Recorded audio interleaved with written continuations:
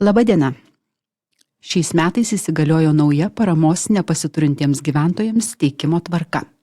Vietoje anksčiau dalintų ilgo galiojimo maisto produktų ir higienos prekių paketų, dabar gavę socialinės korteles, žmonės patys turi galimybę spręsti, kokius produktus bei prekes įsigyti pasirinktoje parduotuvėje ar prekybos tinkle. Socialinės kortelės paramos gavėjams dalinamos visose šalies savivaldybėse. Plačiau apie socialinės korteles kalbamės su Socialinės apsaugos ir darbo ministerijos ES investicijų skyriaus vyresniąja patarėja Auksė Duksienė. Labadiena. Labadiena. Ir Vilniaus miesto socialinių paslaugų centro socialinio darbo skyriaus vyresniąja socialinė darbuotoja Laima Zobulėnaitė. Labadiena. Labadiena. Prie mikrofono esu aš, Sigita Zumerytė. Taigi, ponia Auksė, pradėkime nuo jūsų. Kodėl iš viso buvo pakeista tvarka? Kodėl vietoj to, kad kaip anksčiau buvo dalinti tiesiog natūrą, kitaip tariant, tuos maisto produktus, dabar yra įvestos socialinės kortelės? Kam to reikėjo? Visų pirma, Europos komisija suteikė tokią galimybę, primdama kartu su Europos parlamentu reglamentą, kuriame įteisino tokią galimybę valstybei nariai pačiai pasirinkti, kokią schemą jinai nori naudoti. Ar toliau duoti žmonėms produktus, kaip jūs sakote, natūrą, tai reiškia fizinius paketus, ar galimybė yra suteikta kitokią formą, tai reiškia per socialinę kortelę, voucherį, ar kaip pati valstybė narė nusprendžia pasirinkti. Tai Lietuvos atveju buvo nuspręsta, kad mes norėtumėm rinktis naują galimybę išbandyti ir žmogui suteikti galimybę pačiams per socialinę kortelę įsigyti produktus savo pasirinktame prekybos tinkle, žinoma tuose tinkluose, kurie sutinka partneriauti būtent šioje schemoje.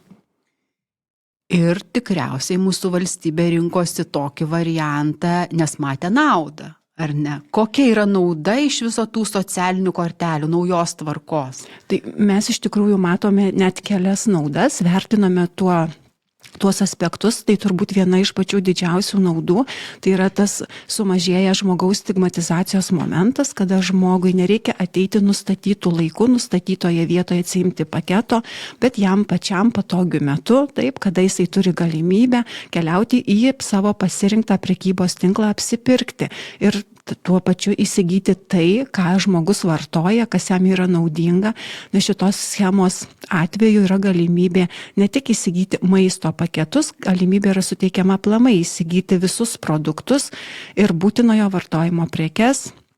Tai vienintelis yra draudimas, kad yra neleidžiama įsigyti alkoholio, tabako gaminių, loterijos bilietų, bei atsiskaityti už trečiųjų šalių paslaugas, kas reiškia, negali pasipildyti telefono kortelės arba susimokėti komunalinių mokesčių, nes fondo šios paramos, kitaip sakant, tikslas ir yra paremti žmogų maisto produktais, būtinojo vartojimo prekėmis. Ir kaip sekasi dalinti tas korteles Lietuvoje dabar? Jeigu žiūrėti bendru mastu, iš tikrųjų sekasi gana neblogai. Tai yra pradžia, iššūkis tikrai visoms savivaldybėms, visiems partneriams. Lietuvoje prie šitos schemos yra prisijungę tikrai visos savivaldybės, plus papildomai turime 2 nevyriausybinės organizacijas, kurios prisideda prie šios veiklos įgyvendinimo. Tai yra Maisto bankas ir Lietuvos Raudonojo kryžiaus draugija. Tai dalis savivaldybių savarankiškai priima prašymus, jos nagrinėja ir atiduoda kortelę žmonėms arba pačios, arba seniūnijų ar socialinių centrų pagalba. Kitos savivaldybės pasirinkę yra pagalba pasitelkti Maisto banką, būtent kortelės atidavimo momentui žmogui. Tai didžioji dalis, dabar baiginėjom pirmąjį ketvirtį, jau didžioji dalis kortelių yra išdalinta.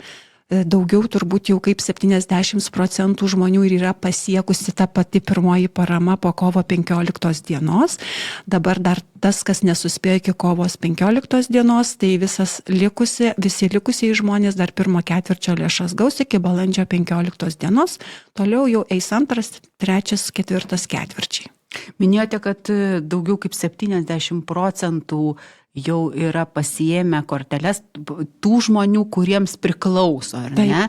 O skaitinė išraiška, kiek jų maždaug yra? Tai yra virš 70 000 kortelių. Šiam momentui mes turim beveik 91 000 prašymų, tai kitaip sakant 91 000 preliminariai kortelių ir virš 70 000 kortelių jau yra išduotų. Taip. Išdalintų. Pone Laima, pakalbėkim dabar apie Vilnių. Vilniuje kokia yra tvarka, kaip ten vyksta tas kortelių dalinimas, kokį kelią pasirinko Vilnius, kad pasiektų tos kortelės žmonės? Vilniaus mieste bendradarbiaujam su Labdaros ir paramos fondu Maisto bankas, kuris išduoda tas korteles. Mūsų socialiniai darbuotojai, socialinių paslaugų centro darbuotojai nustato teisę į paramą. Pirmiausia, potencialūs gavėjai kreipiasi į mus, yra rašomas prašymas, yra pristatomos pažymos ir kiti dokumentai, rodantis šeimos pajamas, apskaičiuojama šeimos pajamų vidurkis ir jeigu priklauso ta parama, jis skiriama visiems metams. Dar noriu pridurti, kad dėl šios paramos gavėjai gali kreiptis visus metus, bet kuriuo metu. Prašymai buvo priimami nuo praeitų metų gruodžio 1 dienos ir jau pirmieji besikreipiantis jau gavo, kaip ir minėjo Auksė, pirmasias korteles ir, manau, sėkmingai apsipirko. Ar jūs gal buvote pažiūrėti, kaip vyksta tas kortelių dalinimas ir kaip jums pasirodė, kaip žmonės reaguoja? Taip, be abejo. Labai džiugu girdėti, kad Maisto bankas labai pasiruošė tam dalinimui. Tai darė savanoriai, kiti darbuotojai, žmogiškųjų išteklių Maisto bankas turėjo pakankamai. Buvo valdomi žmonių srautai, nukreipiami į 2 atsiėmimo vietas. Paramos gavėjai gaudavo ir dabar gauna SMS žinutės, kur ir kada jiems ateiti atsiimti. Taip yra valdomi žmonių srautai, taip nesusidaro eilės, žmonės lieka patenkinti. Ar apskritai kad dabar gauna ne maisto produktus natūra, bet kortelę? Ar žmonės tuo patenkinti, nes kiekviena naujovė, kaip mes žinom, visada būna iš pradžių sunkiai priimama, kaip šiuo atveju? Didžiąja dauguma, kiek teko girdėti atsiliepimų, tai žmonės džiaugiasi, kad jie dabar galės įsigyti tų produktų, kuriuos mėgsta, kurių nori. Ir eilė nereikės stovėti. Ir eilė nereiks stovėti, taip. Pone Auksė, kas turi teisę gauti socialinės korteles? Tai žmonės, kurie turi itin mažas pajamas, tai yra nustatyta tvarka, kad tai yra 1,5 valstybės remiamų pajamų dydžio, tai šiais metais tai būtų 264 eurai žmogui.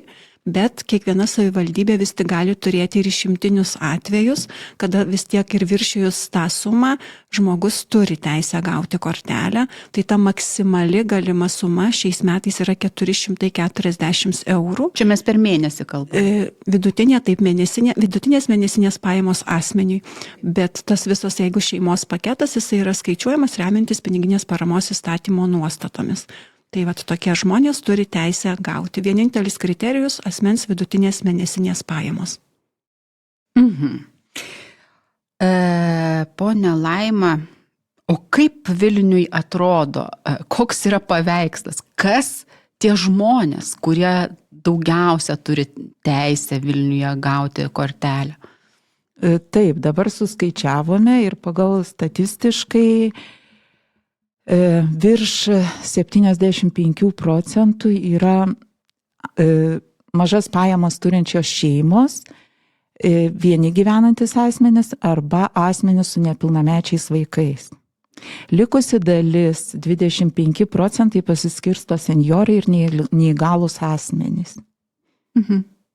Kitaip tariant, tas korteles gauna ne tik tai, pagyvenę žmonės, ne tik senjorai, bet ir jaunos šeimos taip yra paremiamos. Tikrai taip. Jaunos šeimos, nedirbančios, ieškančios darbo. Taip pat į tą skaičių irgi įeina nepilnamečiai vaikai, kurie neprisideda su savo pajamom ir pajamų vidurkis skaičiuojamas iš visos šeimos pajamų. Aš netgi, jeigu galima, paantrinsiu Laimai, kad tas pats žmogaus paveikslas turbūt nusipieštų per visą Lietuvą, nes tikrai didžioji dalis tų gaunančių asmenų, tai ir būtų, kaip Laima sako, tai yra jaunos šeimos, dažniausiai su mažamečiais vaikais arba vieniši tėveliai, kurie augina daugiau negu vieną vaikutį. Ir ta likusi mažesnioji dalis turbūt būtų neįgalieji asmenys ir senjorai. Jau jūs šiek tiek užsiminėt, ką galima nusipirkti už socialinę kortelę ir ką negalima. Dar tada užtvirtinkit ir pasakykit, kokiuose prekybos tinkluose, kokiuose parduotuvėse galima įsigyti. Šiuo metu tai mes turim 10 prekybos tinklų, su kuriais yra pasirašytos bendradarbiavimo sutartys. Tai būtų tokie prekybos tinklai kaip Aibės Aljansas, Kups Mažmena, Iki, Maxima, Rimi, Lidlas, Indridus, Grūstė. Nežinau, ar visus išvardinu. O jeigu žmonės neatsimins, kur jiems pasižiūrėti? Jie visada gali pasižiūrėti, yra interneto svetainė www.priimk.lt, yra skiltis gyventojams, jie gali žiūrėti šitoje svetainėje, taip pat gali ieškoti informacijos ministerijos tinklalapyje prie dažniausiai užduodamų klausimų, ten taip pat yra visa aktuali informacija žmogui sutalpinta ir žinoma gali kreiptis į savo vietos savivaldybę, seniūninės socialinius paslaugų centrus, jų puslapiuose arba į tuos žmonės, kurie teikia prašymus, tiesiog paklausti, pasiteirauti. Apie lėšas. Lėšos yra pervedamos etapais, ar ne, metų bėgyje. Papasakokite apie tai, kiek pervedama, kada pervedama ir kaip ten gali panaudoti tas lėšas. Tai dėl lėšų tai yra pervedama lėšos, tipiškai bus pervedamos vieną kartą per ketvirtį, išimtinį atvejį turėjom tik dabar su šitų metų pirmojų ketvirčių, kadangi nauja procedūra, tai mes tą pirmąjį ketvirtį pasidalinom per 2 kartus, kad kuo daugiau žmonių pateiktų prašymus ir kuo daugiau žmonių gautų tą kortelę, kam tas poreikis yra, o šiaip turėsim 4 kartus per metus, tai yra numatyta, kad tai bus kovo, birželio, rugsėjo ir gruodžio 15 dienos, kada žmonėms pasirinkus kortelę turi įkristi lėšos į ją, kad jie galėtų apsiprekinti. Ir žmonėms lėšos, jeigu yra pervedamos, tarkim, už pirmą ketvirtį, tas lėšas jisai galės naudoti visus metus, net iki sekančių metų kovo 14 dienos. Tai reiškia, kad būtų nepertraukiamumo momentas. Jisai įsileis lėšas iki kitų metų kovo 14 dienos, o kovo 15 jam jau turės įkristi 2025 metų lėšos, jeigu jis ir toliau bus paramos gavėjų. Po kiek pinigėlių ten krenta? Tai pinigėlių suma tikrai nėra didelė. Šiais metais tai yra asmeniui 25 eurai. Kiek šeimoje asmenų, tiek tų lėšų yra pervedama į tą pasirinktą kortelę. Bet tas svarbus turbūt yra momentas pažymėti, kad šita parama, jinai yra europinė parama, tiesiog papildoma pagalba šalia visų kitų galimų valstybės pagalbos taip teikiamų priemonių arba savo turimos, ar tai kažkokios, ar tai darbo užmokesčio, ar tai, sakykime, gaunamos pensijos, arba, kaip ir minėjau, kitos valstybės kažkokios teikiamos paramos, socialinės pašalpos, vaiko pinigų, kažkokių tai kitų išmokų, kompensacijų ir panašiai. Bet žiūrėkit, jeigu yra šeimoje keli nariai, ar ne, gauna tuos pinigus kas ketvirtį, tai yra galimybė susitaupyti didesnę sumą, jeigu, pavyzdžiui, nereikia maisto produktų nusipirkti, būtent ketvirtį, tai galima per metus susitaupyti kažkokią jau solidesnę sumą iš tų pinigų ir tada nusipirkti kažką tokio, didesnio ir tokia galimybė yra. Tai čia yra visiška žmogaus laisvė pasirinkti, kaip jisai leis pinigus, ar jis juos išleis iš karto gavęs, ar leis mažomis dalimis, ar jisai susitaupys ir išleis sutaupęs visų 4/4 pinigus per vieną kartą įsigydamas kažką tai, kas jam reikšmingesnio bus. Galbūt tai bus, nežinau, batai, striukės kažkokios ar vaikam paruošimai į mokyklą ir panašiai. Tai taip, tai yra laisvė žmogui pačiam apsispręsti. Ir dabar pakalbėkime apie tai, kaip gauti tą socialinę kortelę. Tai kaip ją gauti? Kaip Laima jau šiek tiek pradžioje minėjo, tai visoje Lietuvoje galioja ta pati tvarka, tai žmogus, jisai turi teikti prašymą. Yra speciali prašymo forma, žmogus ją turi užpildyti ir pateikti. Arba vienas būdas fiziškai ateidamas į vietos savivaldybę arba seniūniją, arba teikdamas ją per socialinės paramos informacinės šeimai sistemą. Tai kitaip sakant, elektroniniu būdu, jungiantis per bankininkystę. Tai šiuo atveju taip kaip žmogui patogiau. Ar fiziškai ateiti, ar pateikti per sistemą prašymą. O pildant prašymą, reikia kažką žinoti žmonėms svarbaus. Tai prašyme tiesiog pateikiama pati pagrindinė informacija apie žmogų ir su juo kartu gyvenančius asmenius. Tiesiog bendrai vardai, pavardės, visiška asmens, kitaip sakant, informacija, jo šeimos narių informacija ir pajamos. Tas pagrindinis kriterijus, pagal kurį ir yra įvertinama, žmogus turi teisę gauti ir jo šeimos nariai paramą ar neturi. O kaip atsiimti kortelę? Tai šiuo atveju vėlgi 2 būdai. Vienas iš būdų atkeliauti reikės fiziškai pasimti kortelę iš savo miesto, ten, kur rašei prašymą, tai ar savivaldybėje, ar iš seniūnijos. Kitas būdas, kaip ir Laima minėjo, kur ir egzistuoja Vilniuje, tai tokio yra pusėje Lietuvoje savivaldybių, taikoma tas pats atsiimti su maisto banko pagalba. Kitaip sakant, maisto bankas jums atsiųs tada žmogui žinutę, kur ateiti, kada atsiimti tos kortelės. Tai 2 keliai, arba maisto bankas informuos, kur ateiti žmogui atsiimti tas kortelės, arba ateiti reikės į savo vietos savivaldybę ar seniūniją. Ir žmogus iš anksto yra informuojamas, jisai žino, kad ar jam reikės ateiti į seniūniją ar savivaldybę atsiimti atgal kortelės, ar per maisto banką jisai atsiims tą kortelę. O jeigu šeimoje yra keli asmenys, tai kiek kortelių gauna? Šiuo metu tai yra viena šeima, viena kortelė. Kortelė yra išduodama tam žmogui, kuris pildė prašymą. Dar yra toks dalykas maisto donacijos. Taip yra. Kas tai yra? Tai maisto donacijos tai irgi palikta dar vėlgi kaip ir papildoma galimybė šalia kortelės gauti žmogui ir maisto donaciją. Tai maisto donacija šiuo atveju būtų suprantama kaip tie besibaigiančio paskutinės dienos galiojimo produktai arba ir ilgo galiojimo produktai, kuriuos organizacija surinko iš prekybos tinklų įvairių paramos akcijų, maisto rinkimo paramos akcijų metu. Tai pavyzdžiui, jeigu maisto bankas organizuoja kažkokią tai paramos akciją surinkti maistų prekybos tinkle, tai tas maistas taip pat gali atsidurti atiduotuvėje ir nepasiturinti žmogus, jisai turės teisę taip pat pasirinkti ir iš to maisto. O kaip gauti tas donacijas? Žmogus pildo prašymą ir jeigu yra ta pati galimybė gauti ir maisto donaciją atitinkamoje savivaldybėje, tai tiesiog žmogus papildomai pasako, kad taip jisai nori, tiesiog sakant, yra sutikimo forma, kad taip jis sutinka gauti ir maisto donaciją. Tik tai šiuo metu ne visoje 100% Lietuvoje yra galimybė dar ją gauti, bet didžioje dalyje taip yra jau savivaldybių, virš 40, kur ir maisto donaciją žmogus gali šalia kortelės papildomai pasirinkti. Tai čia taip pat šioje vietoje yra kaip ir tokia galimybė žmogui dar papildomai gauti maisto, bet vėlgi kaip ir tokia galimybė yra pasirinkti, kitaip sakant, vėlgi iš kažko tai platesnio kontinento, iš bakalėjos, ten iš daržovių, taip iš pieno ar mėsos produktų ar kažkokių kitų konservuotų produktų, tai ką jisai norėtų pasiimti. Ir vėlgi tada nėra taip, kad jau yra iš anksto žmogui supakuotas krepšelis. O jūs esate, dalyvavę, matę, kaip dalinamos tos maisto donacijos, gal galite pasidalinti įspūdžiais?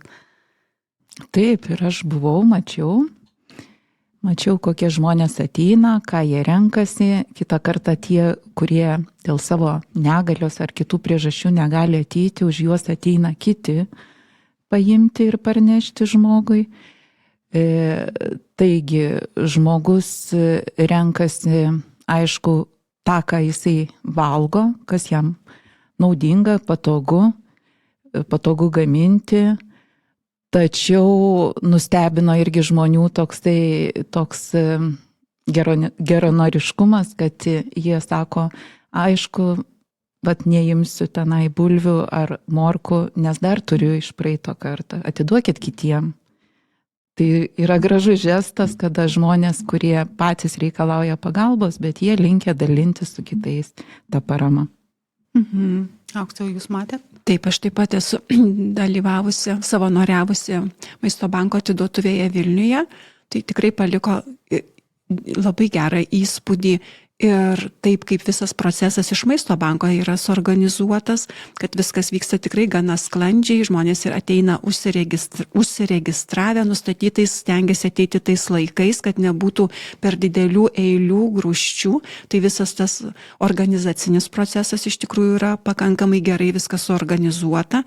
Ir taip, žmonės iš tiesų ateina ir jiems yra irgi patenkinti, kad jie turi tą galimybę iš kažko tai pasirinkti dar papildomai maisto paketą, savo susiformuoti, kitaip sakant.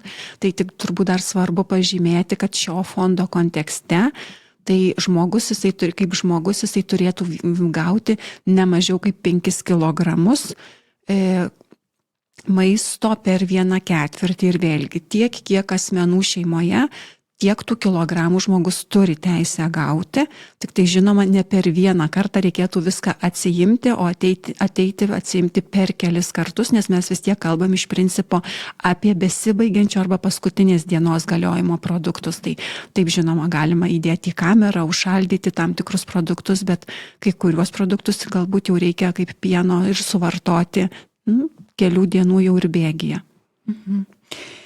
Dėkoju Jums už pokalbį. Apie socialinės korteles ir maisto donacijas kalbėjomės su Socialinės apsaugos ir darbo ministerijos ES investicijų skyriaus vyresniąja patarėja Aukse Duksienė ir Vilniaus miesto socialinių paslaugų centro socialinio darbo skyriaus vyresniąja socialinė darbuotoja Laima Zabulėnaitė. Pokalbį vedžiau aš, Sigita Zumerytė. Sudie.